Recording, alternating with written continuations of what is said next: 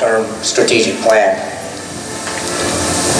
And I talked about accountability, really just being as transparent as possible. One of the things I do currently is conduct regular public forums where they're just state of the schools, where I invite all types of community members in, highlight certain programs that we have, take questions, usually have a coffee afterwards. I have student advisory groups that I have lunch with every couple months to get the feel for what's happening in the school district and to explain some of my decisions directly to the students rather than having them hear it from other folks. I do that with various stakeholder groups in the community, and I found that it's quite successful in really getting to know all areas of the school community that I serve. And acclimation, obviously, getting to know the nuances of the 6 high schools here, the nuances of what makes each place unique, building on areas of strength, looking at areas that need to be refined, and being a part enough of the community to be able to earn your trust to do that. And then obviously the purpose of putting together a specific entry plan, and my entry plan would really be about 90 days in length with some specific items on a daily to a weekly basis throughout that 90 days. But first and foremost, to ensure a seamless transition of leadership, to make sure that you certainly have to watch the grass grow for a certain amount of time when you take a leadership position, but you also simultaneously have to be able to hit the ground running to make sure that initiatives that are underway are continued and that you build upon the success of a fantastic district like Freehold Regional. Open, frequent lines of communication, maintain and refine as needed long-term district initiatives, and build positive and proactive relationships. And then my goals are somewhat redundant to the purpose of the entry plan, but just really to build relationships, and first and foremost as well to establish a proactive board-superintendent relationship so that we are aligned in terms of the expectations for the school district, to continue the successful implementation of current programs that are doing very well, but to be able to take a hard look at things that we may need to do better. It's like teaching in the classroom. I've never seen a perfect lesson. There's always something that you can improve upon. And continue to expand upon the community-wide communication to maintain the public trust and confidence of the various school communities. I laid out just some, I won't go through all this, but just some of my specific objectives under my goals, and then the specific action items that I would follow to make sure that I was able to accomplish those objectives and to meet my goal.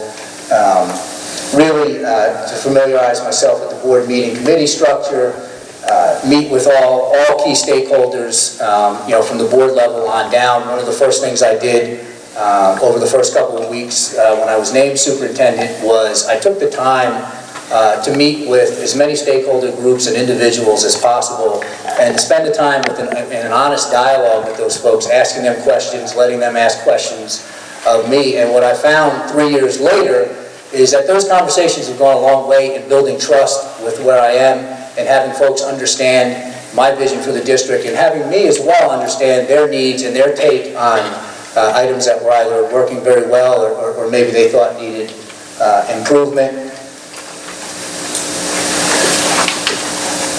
And I was able to also reach out to the town government in a number of successful ways. For instance, I work very closely with our town manager, our town council.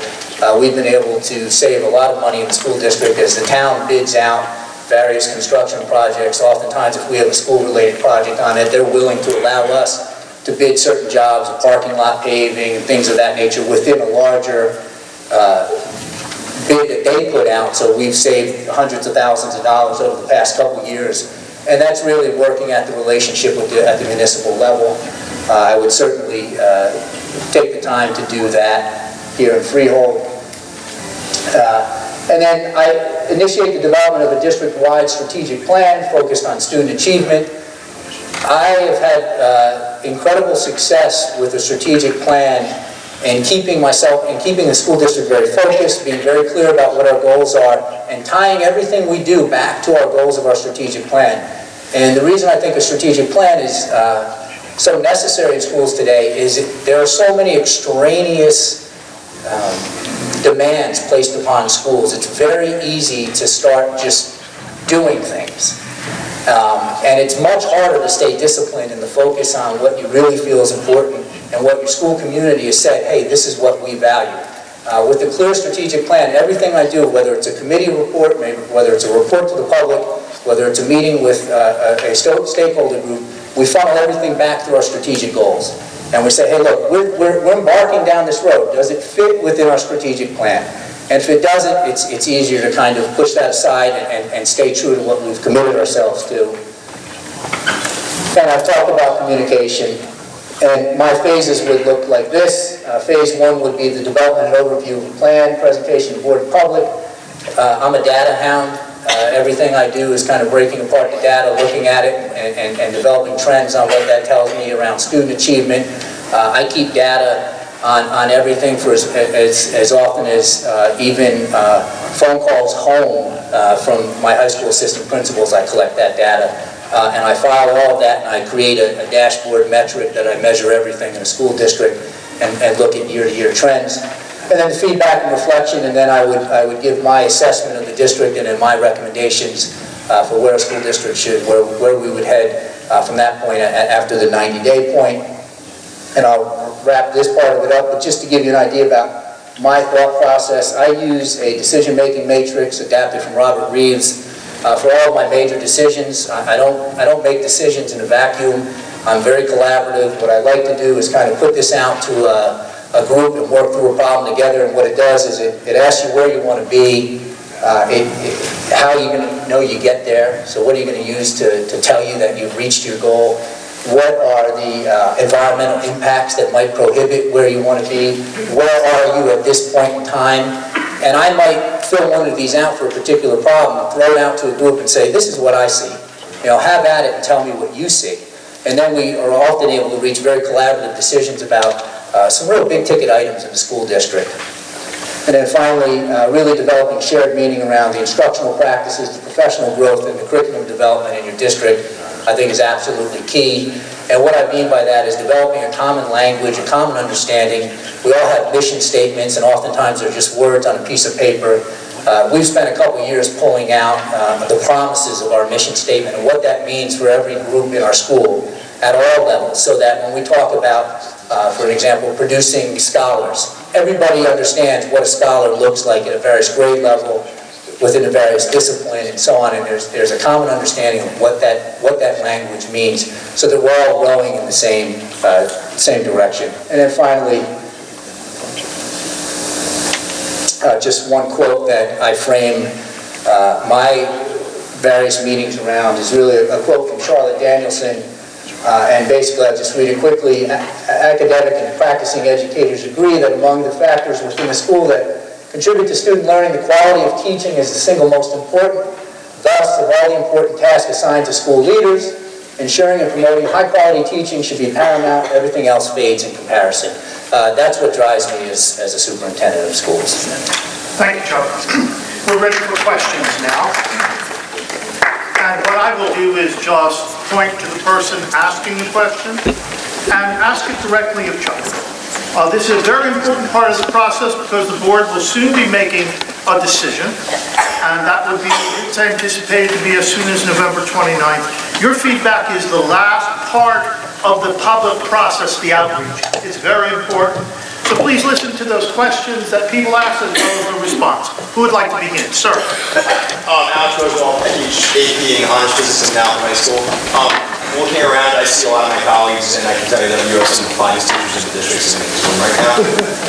Outside of the classroom, we have a lot to offer in terms of our ideas, some of them more crazier than others, but we have a lot of ideas, a lot of minds, and a lot of good people, not only in this room, but with that, we have really talented faculty here.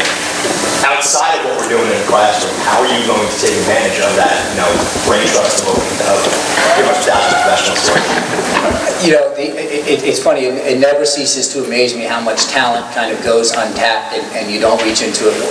One of the things that I really tried to do as a superintendent of schools is to form other committees outside of a formal structure. So I have a curriculum committee where I have teacher volunteers where anything that I'm working on with the administrative team, I simultaneously vet through that committee so that I get their feedback all along the way. So within the scope of 1 year, we revised our evaluation protocol, our summative evaluation protocol, and we did it seamlessly, because at every step of the process, and when I conducted one meeting and we had feedback, I went right back to that group, which was a group of about 20 teachers, and just bounced it off of them and got their feedback. And together, you know, we really worked collaboratively. And what we've done in another vein last year is in an age where the negotiation process was just awful last year, we were able to align through our collaboration, come out with a public statement united about what we had done, how we had worked together, to the point where it was one unified group rather than you know, the superintendent's office, the teachers association, and I think that the way you do that is you structure collaborative opportunities to tap into that expertise. Next question. Sir. Yeah, are you willing to allow the school board selection process to take into account the governor's salary cap mandate, which goes into effect February 4th? Yeah, February 7th, trust me, I know the date. You know, yeah, I think you have to, I think we would be naive not to say that you cannot be aware of the cap in any negotiation on a contract right now. So, yes. Keep in mind on that, that those limits are describing districts which are all smaller than Freehold, and there's language in there that says the districts which have more students than a certain number, it shall be decided by the department. So that figure not yet has been established. Sir. My name is Earl Fulcher, and I'm president of the Greater Freehold NAACP. And my question deals with administrators helping new teachers. As a retired educator myself, I've seen too many new teachers straight out of college get lost their first year because they weren't properly helped by the administration. Especially since I consider a principal not only as an administrator, but I consider a principal to be the principal teacher. Will you be checking on these administrators to make sure they are giving aid to these new teachers?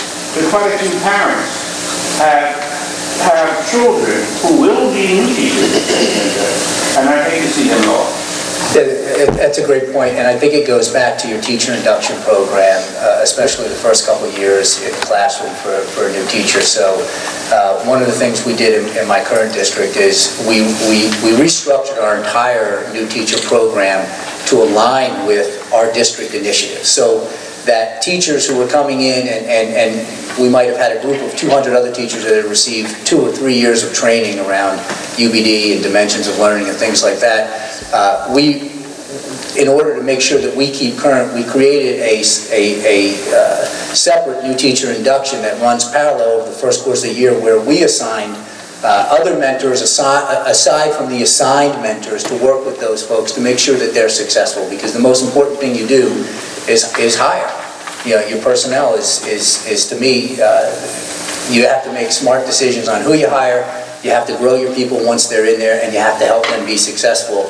And you know, you can't learn from the person down the hallway. You have to have a vibrant program that's multi-year, that's layered, and with a lot of checks along the way to make sure that everybody's new teachers are doing well and successful and not overwhelmed. And you can't overwhelm new teachers with the scope of demands. You have to really balance the need to grow with the need to also help them along with particular initiatives and things of that nature. So I think it goes back to your new teacher program, and you really have to keep an eye on that and help develop that.